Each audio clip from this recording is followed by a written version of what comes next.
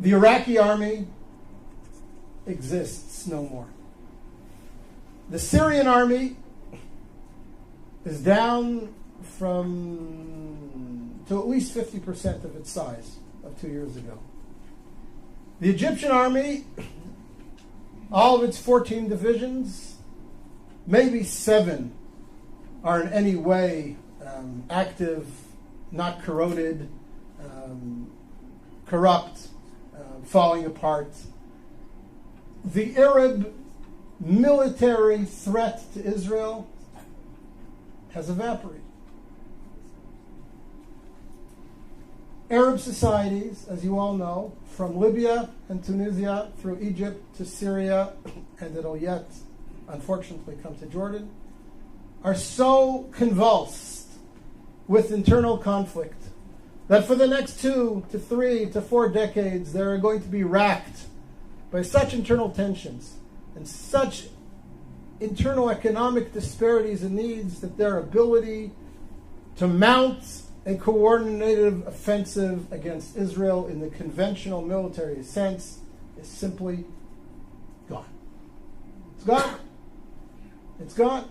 So before we start discussing all the threats and the emerging threats and the dangers that are posed to Israel from the crumbling of the old Arab architecture around Israel, first let's recognize that the conventional military threat against Israel has greatly disappeared.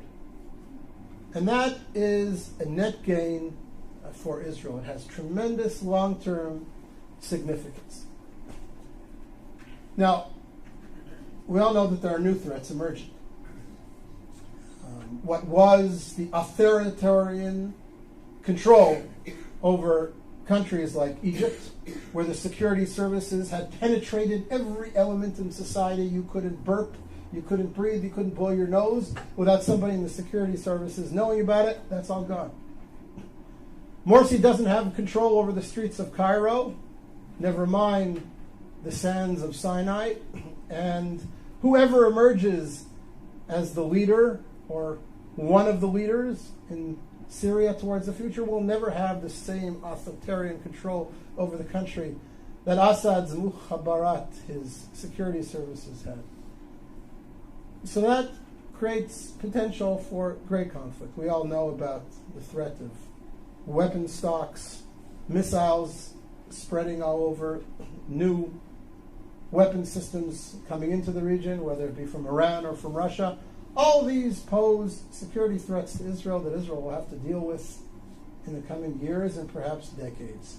But the conventional military threat, the Israeli fear that the combined armies of Egypt, Iraq, Syria are going to mount a coordinated offensive like they did in the Yom Kippur War against Israel, that's gone.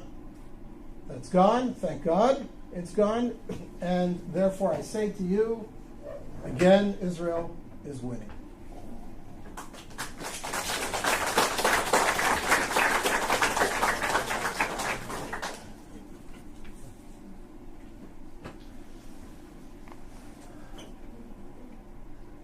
Point number 9, in grand historical terms, of course Israel's winning.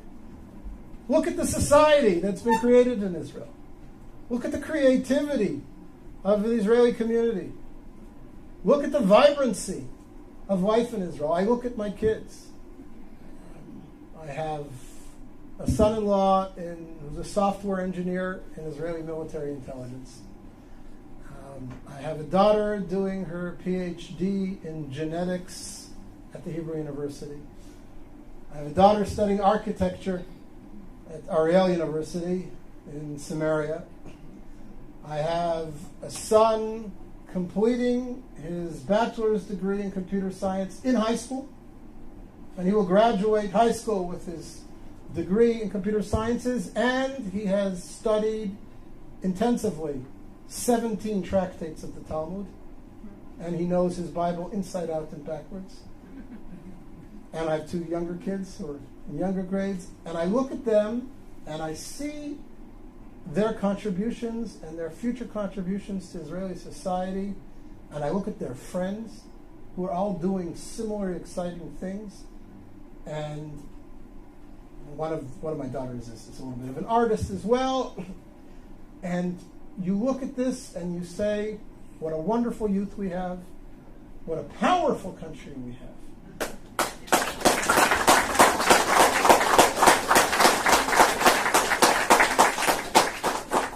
And I don't say this to gloat or to be racist, but it's important for us in terms of perspective to ask, what creative contributions has the Islamic Arab world around us made to the world over the last 100 years? What technologies have been bought by Facebook, Yahoo, Microsoft, and Intel from Saudi Arabia? What's the gross national product of all 40 Arab countries around us put together, leaving oil aside? And again, not because I mean to be